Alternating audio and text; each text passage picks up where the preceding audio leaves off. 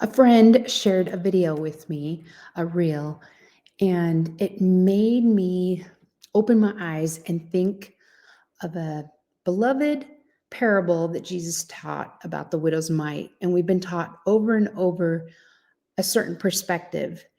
And this individual actually opened my eyes to another perspective and reminded me of other scriptures that I've been taught. So I wanted to share that with you. Let's first watch the video of this young man. Mark and Luke, we have the story where Jesus is in the temple with his disciples when he sees something that catches his attention. A poor widow dropping her last 2 coins into the offering. Meanwhile, the rich are giving out of their abundance. Most of the time, this is taught as a story of generosity, that this widow is a model of faith, giving everything she has to God. And That's what I was taught, right? But keep watching. I've taught the story like this plenty of times. But what if that's not the point of the story? What if this isn't a story of praise, but a story of lament? Because just a few verses earlier, Jesus is calling out the religious leaders. He condemns them for how they devour widows' houses, how they take advantage of the vulnerable, all the while pretending to be holy. And then after this criticism, we get the story of this widow giving everything she has to a system that will take her last 2 coins and give her nothing in return. And then on top of that, Jesus predicts the destruction of the temple, the very institution the widow just gave everything to right after the story.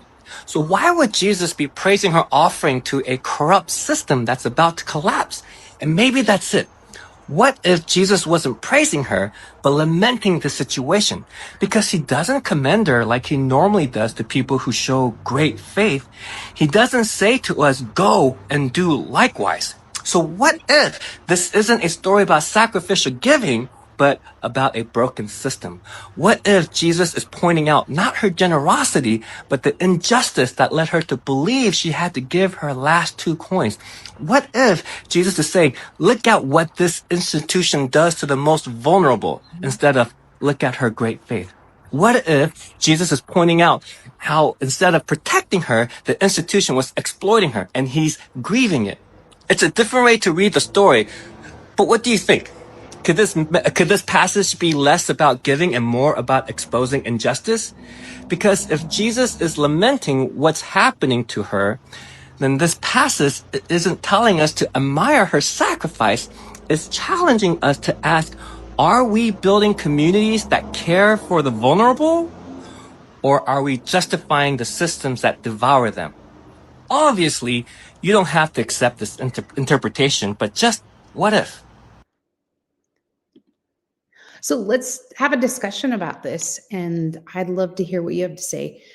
While I was researching this and pulling out the scriptures, I also had a few other scriptures that came to mind that I wanted you to remember also.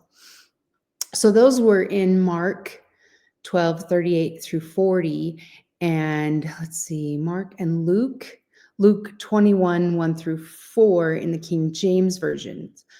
But what it also reminded me of was grinding the faces of the poor. So if you go to Isaiah 3:15, it talks about, what mean ye that ye beat my people to pieces and grind the faces of the poor, saith the Lord God of hosts. Also in Amos 5:11 and 12 condemns those who tread upon the poor while maintaining outward religion.